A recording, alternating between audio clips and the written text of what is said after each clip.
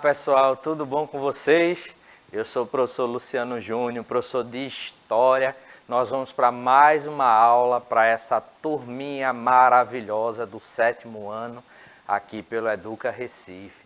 Já entrando naquele clima de sextou, a gente estava aqui no estúdio, né, contemplando a aula da professora Dini, né, de artes para as turmas do 6º ano, já no ritmozinho ó, do forró, já se aproveitando aí, né, entrando no clima das festividades juninas.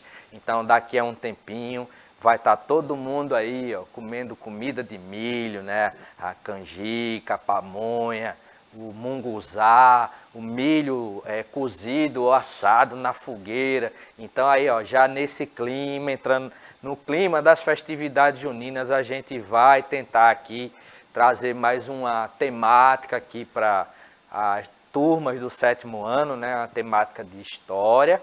E hoje contando com a ajuda dela, né, Késia, nossa intérprete de Libras que está aqui no cantinho. Késia, faz teu nome aí, tchauzinho pro pessoal. Késia, junto com toda a equipe de intérprete de Libras, nos ajuda aqui para que nossas aulas se tornem mais acessíveis para todos e todas. E hoje nós contamos também com a ajuda dela, que eu estou observando aqui. Ela soltou o cabelo, deu uma hidratação, tá mais bonita do que o normal. Gostasse? Professora Yolanda, tudo bom? Gostasse? Gostei. Bem sextou. E aí, sextou, já no clima, né, do açaí, já pro forró, né? Forrozinho, né? Nossa cultura, faz parte da tradição do nosso país, Pernambuco. Muito bom estar com vocês em mais essa aula. E a aula vai ser muito massa.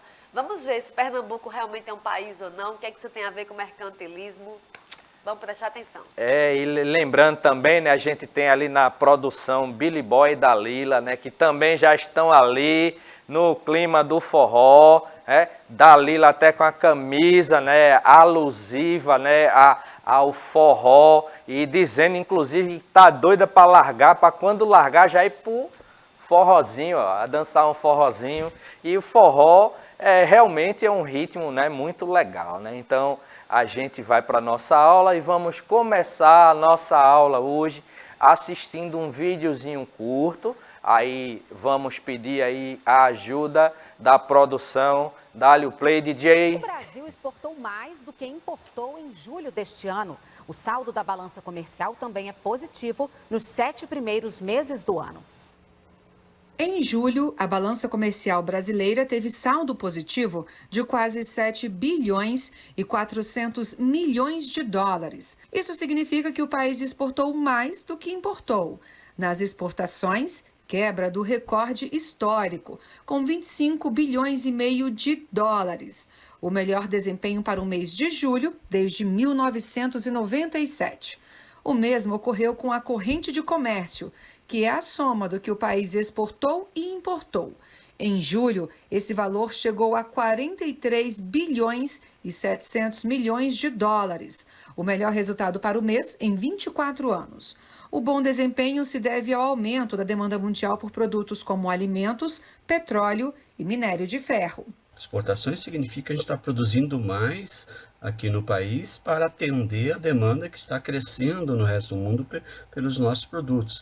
E importações significa que estamos necessitando de mais matérias-primas para atender o nosso setor produtivo, que está elevando a sua produção e, portanto, demandando mais insumos no comércio internacional. No acumulado dos 7 primeiros meses do ano, o saldo positivo na balança comercial para o Brasil teve crescimento de 48,6% em relação ao mesmo período do ano passado, superando 44 bilhões de dólares.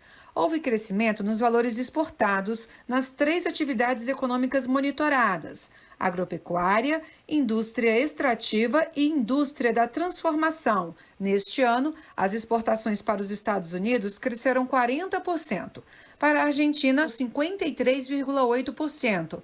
E para a China, principal parceiro comercial do Brasil no mundo, o aumento foi de 34,7%. É isso aí, né? Então a gente viu, deixa eu passar aqui, vamos lá. O que é que a gente pode extrair aí do vídeo? A gente viu, né, que O vídeo ele está falando a respeito da questão da balança comercial favorável, né, do Brasil. E a gente colocou esse conceito por quê?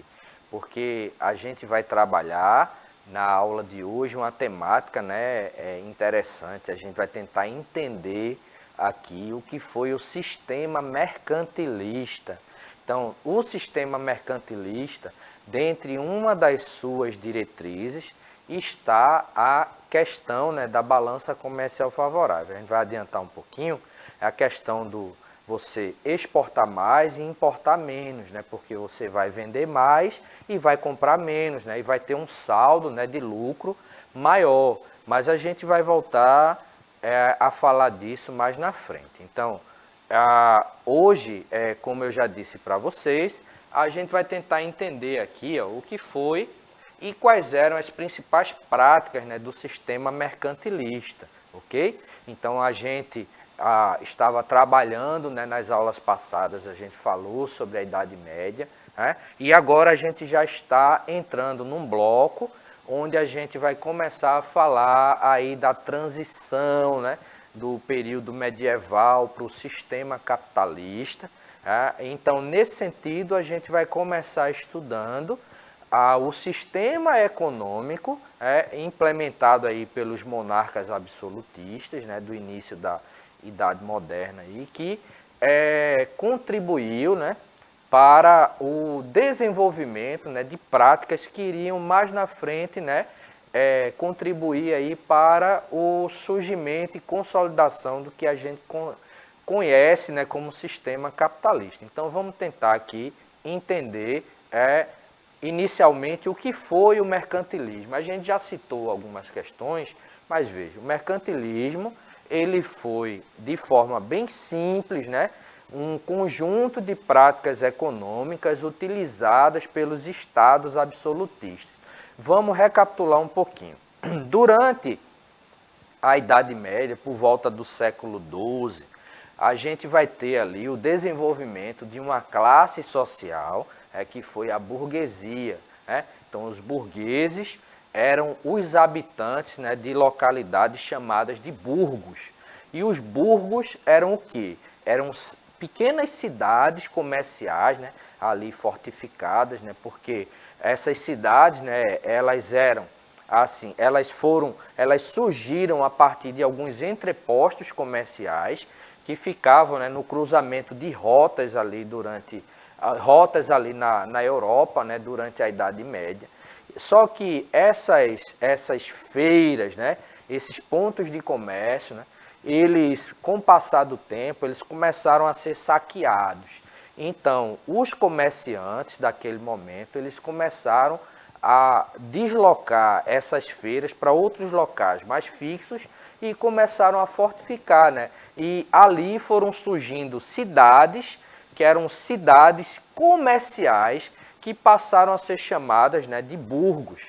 O habitante do burgo era o burguês. Então, a partir dessas cidades comerciais, surge a classe, né, que a gente conhece como burguesia. Então, a partir daí, todas as vezes, né, que a gente se refere à burguesia, a gente está falando de uma classe que surge inicialmente, né, da atividade comercial, ela vai se desenvolver a partir dessa atividade comercial, vai se dedicar a essa prática, né, dessas atividades comerciais, e mais na frente, na medida que a sociedade ela vai se modificando, ela vai ocupando outros espaços, né, como as indústrias, né, ali ela sai daquela atividade do comércio, alguns burgueses, né, eles vão começar a criar algumas indústrias e mais na frente vão ocupar algumas instituições, como as instituições bancárias, né? Então, o fato é que, quando a gente fala em burguesia, a gente está falando de uma classe que surge a partir da atividade comercial e depois vai se deslocar para outras atividades econômicas, sempre ali, né, tendo posse, né, dos instrumentos de produção e do capital. Então, com o passar do tempo, essa burguesia, ali no final da Idade Média, né, ela foi se aliando com os monarcas, né, com os reis, as rainhas, E essa aliança entre burguesia e monarquia contribuiu para o desenvolvimento das chamadas monarquias nacionais, que mais na frente, na medida em que os reis, né, eles começam a obter e financiar alguns exércitos particulares, eles vão concentrando mais poderes em suas mãos e vão se tornando aquilo que a gente vai chamar de monarcas absolutistas. Por quê? Porque esses monarcas ditos absolutistas, eles decidiam tudo o que acontecia no seu reino. Decidia se o reino entrava em guerra, se ele saía de guerra, quem eles mandavam prender, quem eles mandavam soltar, se aumentava o imposto, se diminuía o imposto. Então eles passam a ter poder quase que total, daí poder absoluto. Nesse sentido, esses monarcas absolutos, eles vão estabelecer algumas regras e práticas econômicas, e o conjunto dessas práticas econômicas, que a gente vai estudar, né, a gente vai apontar para vocês, o conjunto dessas práticas econômicas gerou o que a gente está chamando aqui de sistema mercantilista.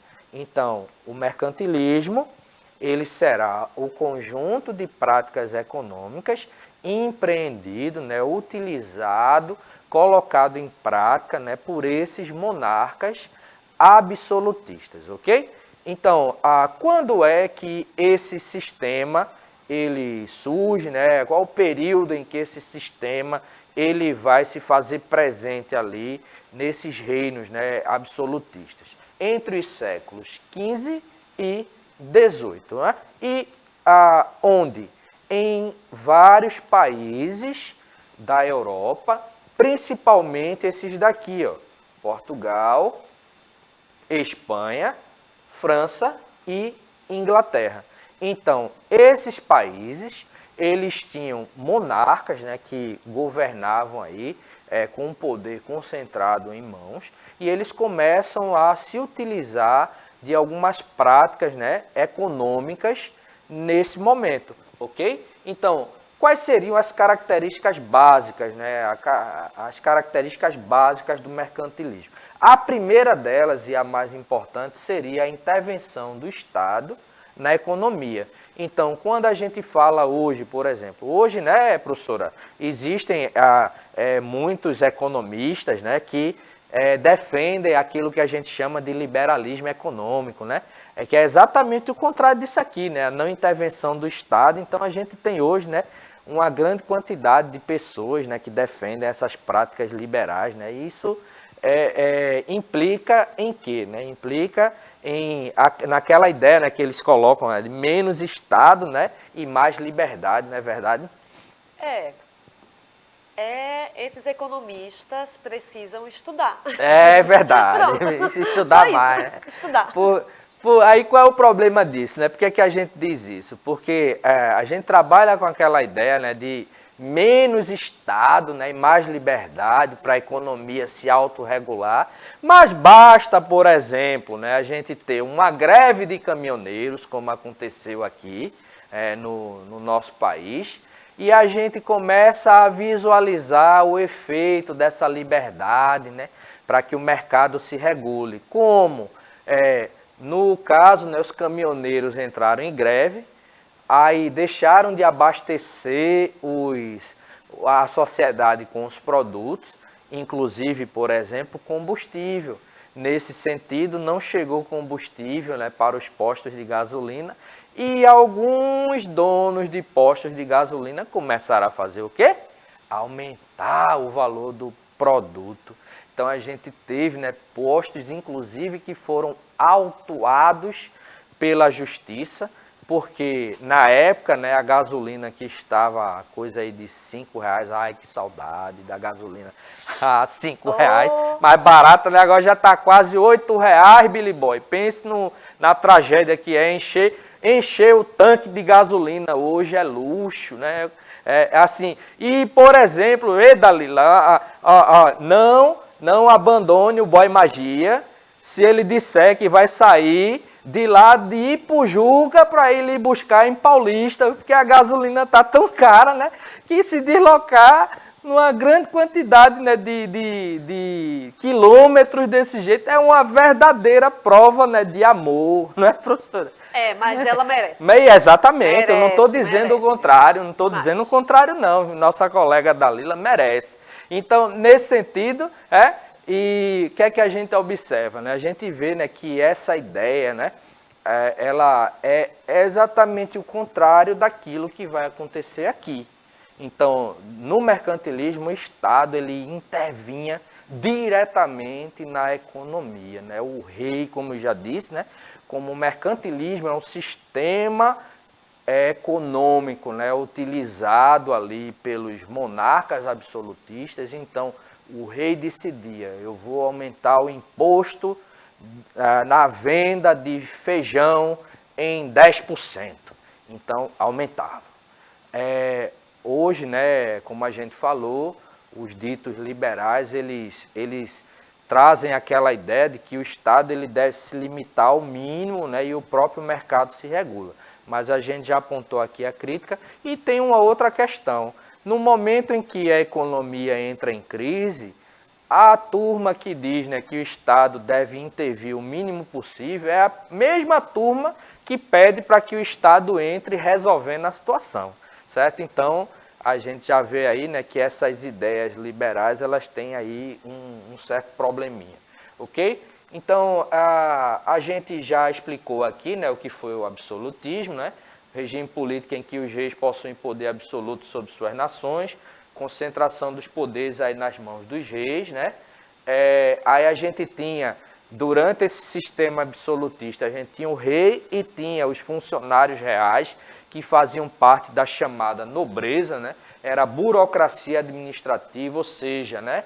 E os nobres eles tinham os cargos e tinham os privilégios. Por exemplo, em alguns locais, como a França, até a época da eclosão da chamada Revolução Francesa, que vocês vão estudar no 8º ano, os nobres franceses não pagavam impostos, né?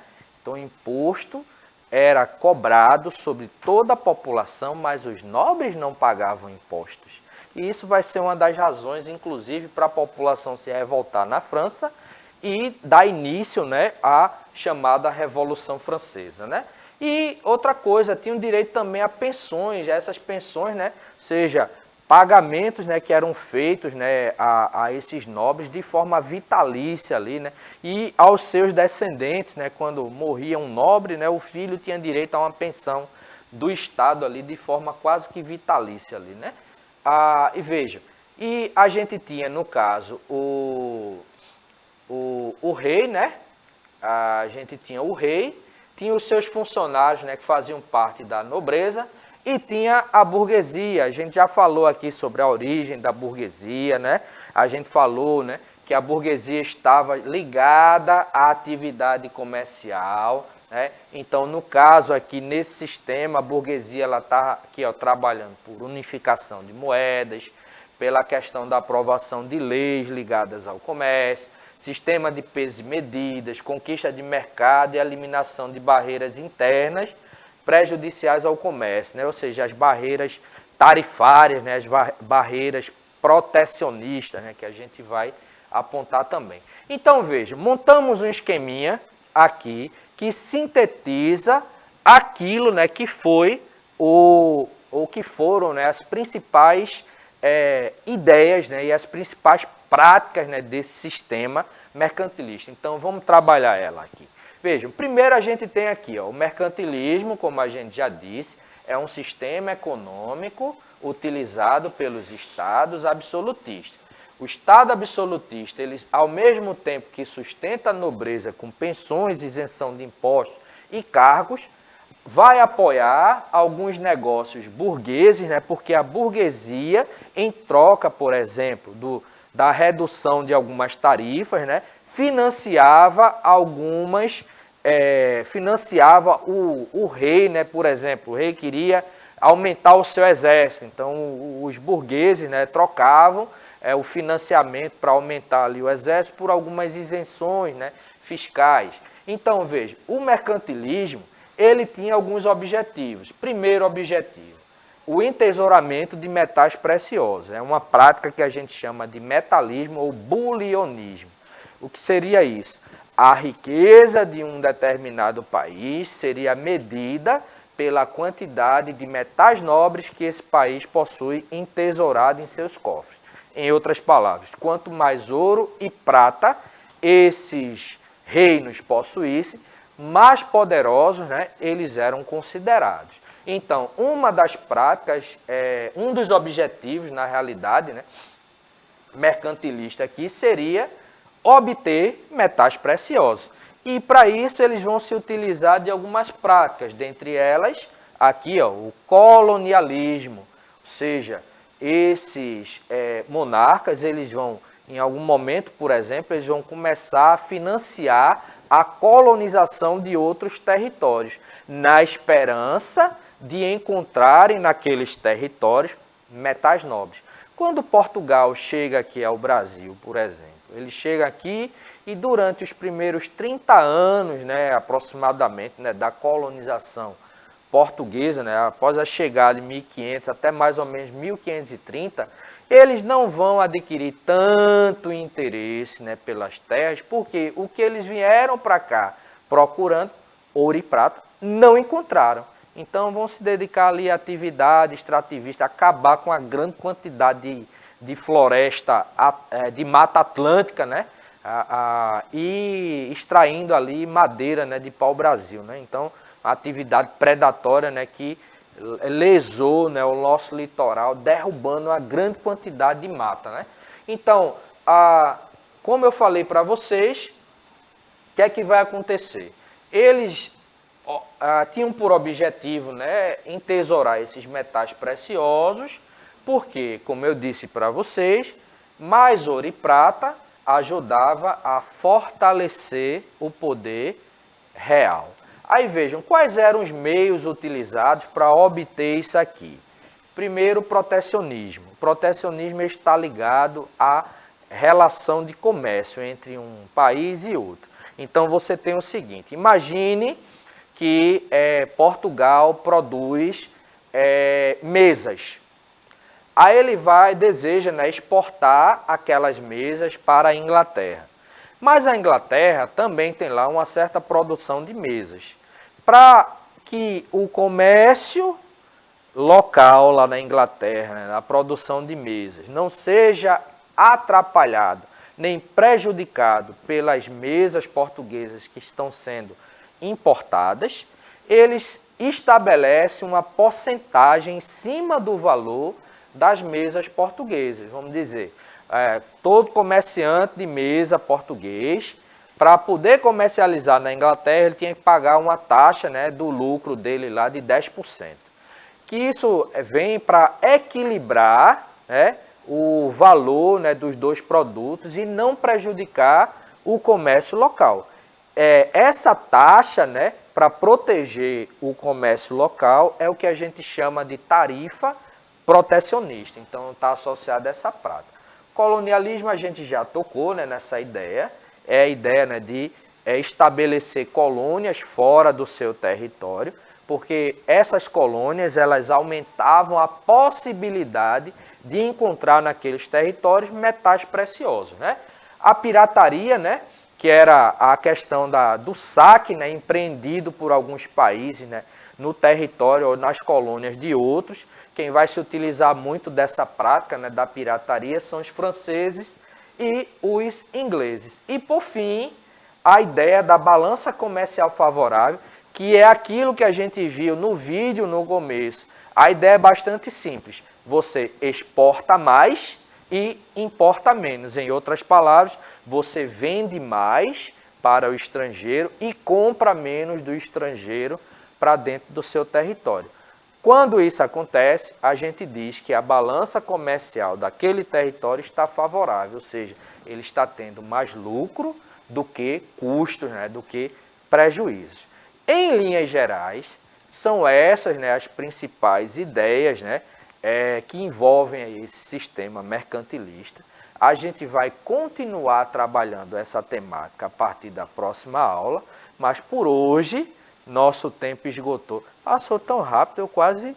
Oxe, voou. Voou, não foi? Voou. Então, Foi bem voou e a gente aproveita para voar também aqui, já se despedindo no clima de sextou, agradecendo a Késia, agradecendo a professora Yolanda.